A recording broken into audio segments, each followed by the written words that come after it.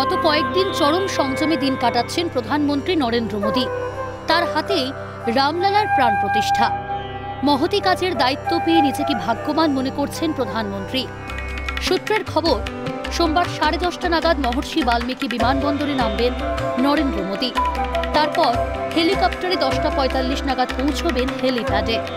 সেখান থেকে 10:55 নাগাদ রাম মন্দির।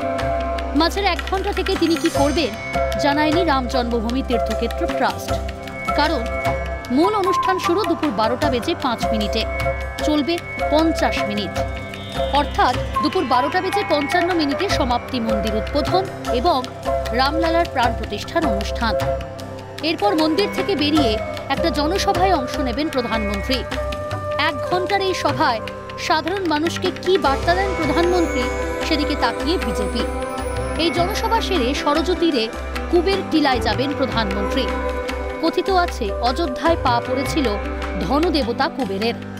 রাম জন্মস্থানের অদূরেই তিনি একটি শিবলিঙ্গ স্থাপন করে পুজো করেন। সেই কুবের টিলা ঘুরে দেখবেন প্রধানমন্ত্রী। এমনটাই রাম জন্মভূমি তীর্থক্ষেত্র ট্রাস্ট সূত্রের খবর।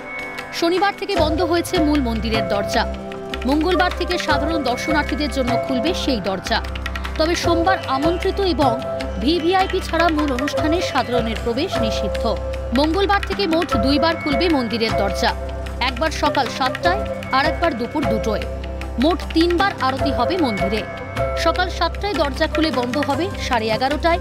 তারপর বিরতির পর আবার 2টোয় দরজা খুলে বন্ধ হবে সন্ধ্যা 7টায়। ইতিমধ্যে ফুলের মালায় সেজেছে মন্দির নগরী। ত্রিস্তরীয় নিরাপত্তা বলয় গুরুত্বপূর্ণ অংশে।